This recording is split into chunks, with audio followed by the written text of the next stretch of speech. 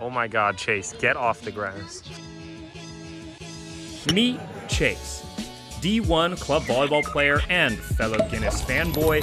He ventured Dublin with Ben and I as we drank our way through the next 5 days. Here we met up with Tyler, Taylor Swift aficionado and Dublin native, who replaced Hannah as our Dublinese tour guide. Oh, couples, cartwheels. Sorry, Hannah, we'll see you in the next video. Unlike our other travels, we got to Dublin with almost zero plan. Fucking wrecked, mate. Other than to have an absolute blast, and that all started with the top of the morning of... First on our list was this staple landmark in the heart of Dublin, the Dublin Castle. We thought there was no better way to get into the Irish mood than exploring an 800-year-old castle. I mean, look at this. The grand halls, the chandeliers, and the paintings were especially exquisite and magnificent. Not to mention, I felt super underdressed. Go outside, nerd. Then we went outside to the beautiful, sunny gardens and immediately took shelter inside the museum section of the castle as it started to pour on us. Does it look like I just took a piss on my head? What the fuck? Also, huge shout out to the Tax and Revenue Museum. Not only did it give us shelter as it was pissing rain outside, but I found it incredibly interesting. Interesting exhibit. Fascinating. Then, once the storm passed, we walked over to Trinity College, where we saw this huge golden snitch thing and the school water fountain reservoir. Oh no, these ones are actual hangings, right? We also walked across the street to Marion Square Park, where we ran into this absolute stud out in the wild and got some delicious ice cream from this guy in an actual ice cream truck. Ice cream. With some soft serve in our gullets, we wandered around to another park, No, this is not the coolest park you've ever seen. then around the shopping center area before landing on a place to eat. You alright, bruv? How you feeling today, mate? You know what? I feel kind of cheeky, mate. How you feeling? Well, I feel kind of cheeky myself. Shall we get a cheeky Nando's? Oi, oi, cheeky. Oi, And oi, to this day, Nando's is still our favorite restaurant.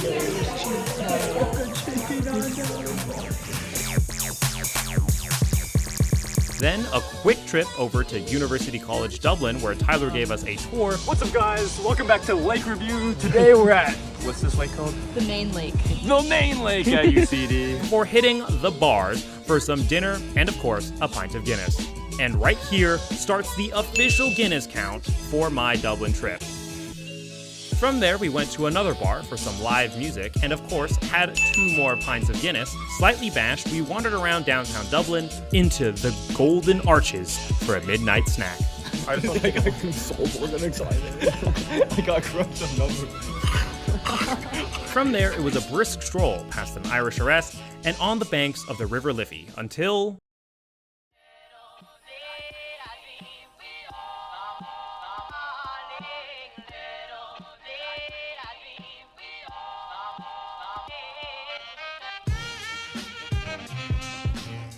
Day 2 started with a lot of excitement because later in the day, we're going to be taking a look at a church I would actually subscribe to. But first, we wanted to dive a little bit deeper into Irish history and culture and visit. The second we got there, we knew this museum was going to be absolutely bonkers.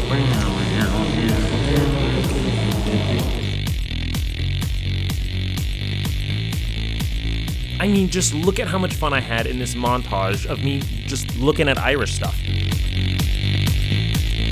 They had boats and bongs and harpsichords and katanas and even crazy Airbnb rooms where I'm assuming this guy from Florida was staying at.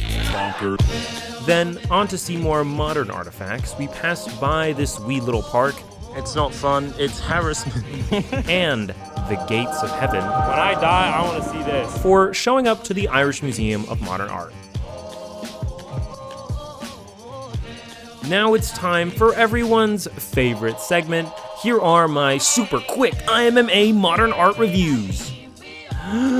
This red one was my favorite, and this white one was Ben's favorite. And while Chase stood here for like 2 hours staring at this gray one, at the end of the day, we're pretty sure this one was his absolute favorite. Anyways, we walked around the garden for a while, taking in the natural, man-made Irish beauty. This is also, for some random reason, where we decided to spend half of our special effects budget. So, here you go. But now, as the sun started to set and our thirst started to accumulate, we walked back to find the gates of heaven finally open and entered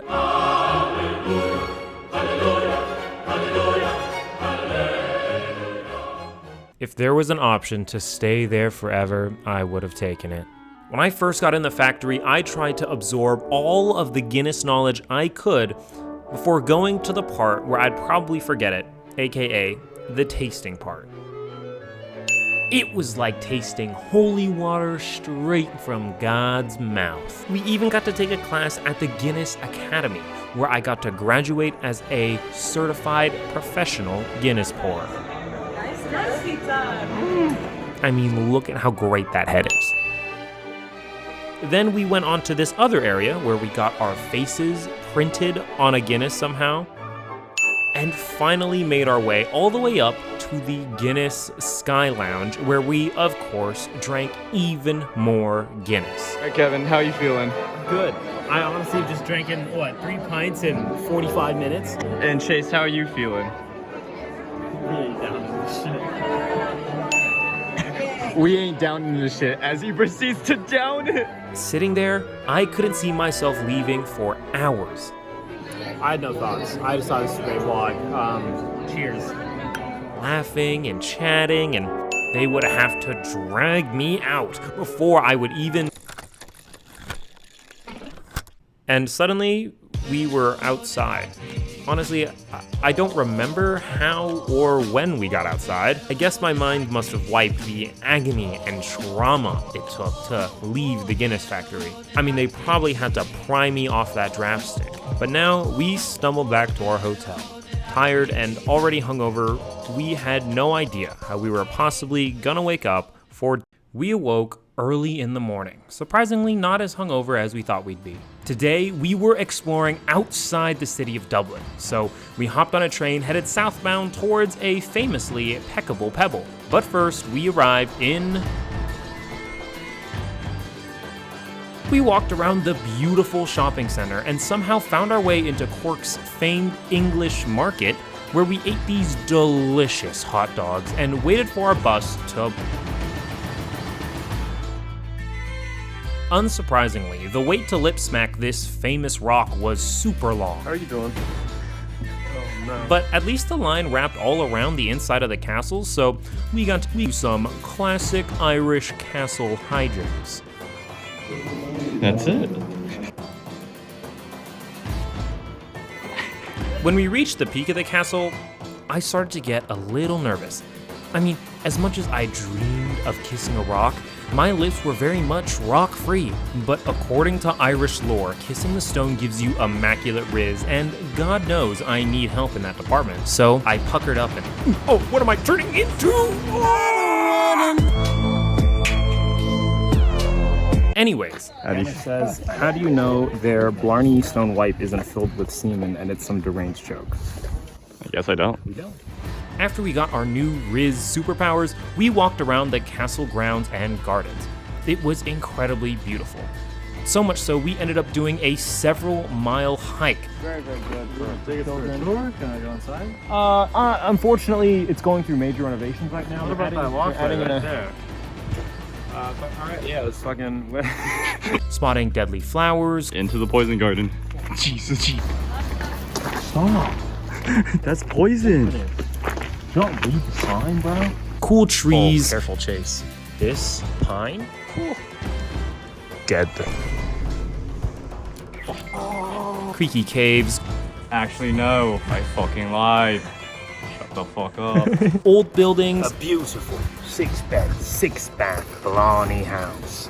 There is no running water, no sewage. Most importantly, chlamydia ridden all over the fucking... And for some reason, once again, stopped at a playground. We heard about these really cool mystical landmarks that we definitely got lost trying to find. But Once we saw this pretty epic fairy glade and these 3 smart blokes, This is 3 dudes? we found our way back to Castle Grounds and then back to Cork. Here we drank a lot of local brews, so not a lot of Guinness. I mean, at this place we got to drink their specialty beers, and I guess for some homesick reason we decided to try out this American barbecue place that was actually pretty good. After all the hiking and exploring, we took the super late train back to Dublin, hoping that we could survive.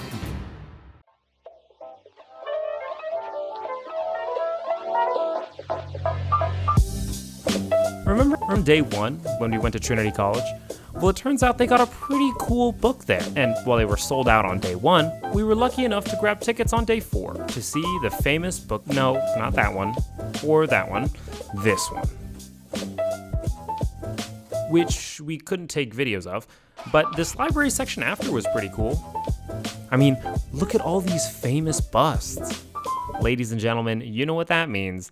It's time for... Who's that busty man? Oh, come on, you know who it is. It's John C. And then after, we walked across the way to see some more art at the... We saw some truly amazing art. I mean, I love art galleries, and this one was especially fun to walk around in. And then after a quick search for 4-leaf clovers at the nearest park, it was time to start the Guinness counter once again, as we ate some more food and drank some more pints. We stumbled around downtown until we found ourselves inside the Ha'penny Bridge Inn Comedy Club. It was a hilarious show. When Richard, Ricky, Tricky, Dick. Which only furthered the fun of drinking even more pints of Guinness. At this point, our blood alcohol content was definitely nearing Irish standards, but that didn't really stop us. So, where do you go when you want to drink so much Guinness that your blood turns an even darker ruby red? Obviously, the famous Temple Bar. We sang to live music, drank many more pints of Guinness, and made it a grand old time that I will definitely not forget. Is this fucking Wonderwall? Even though I did kind of forget a little bit of it the next day. By the end of the day, we drunk about 8 pints of Guinness each. That equals about 1 gallon of Guinness each. Do I look good? You look good, bro. 1 gallon of Guinness. And if you don't believe me, I think this clip of our walk back from the bar speaks for itself. I'm gonna hit a pole. Yeah, I know. Fucking shit, I... He almost ran. Flint Creek, oh, Hey, can speed up again? Speed up again? look around, stay low, mess around, see.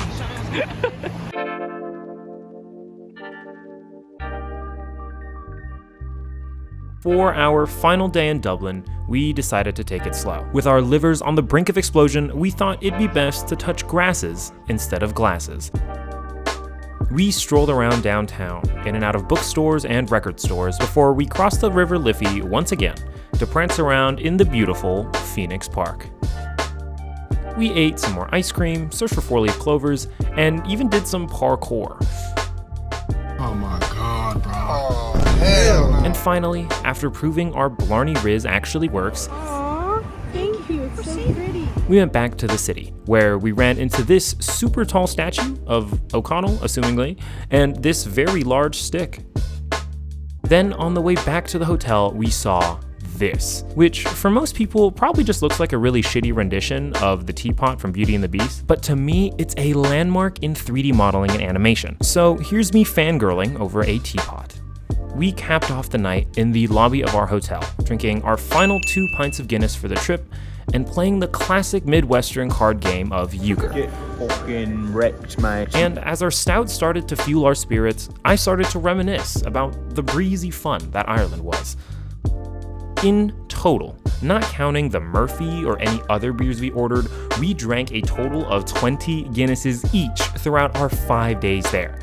That's equivalent to like 3 gallons or 11 liters for you Europeans of stout, and that is an experience I will simply never forget. Physically, that is. It still hurts to this day. This Dublin trip was incredibly packed, with days full of sights and nights full of suds, but somehow it always felt like fun and leisure. From the beautifully diverse city of Dublin to the palpable experience we had in Cork and Blarney, Ireland really showed me how to smell the roses without really ever needing to stop.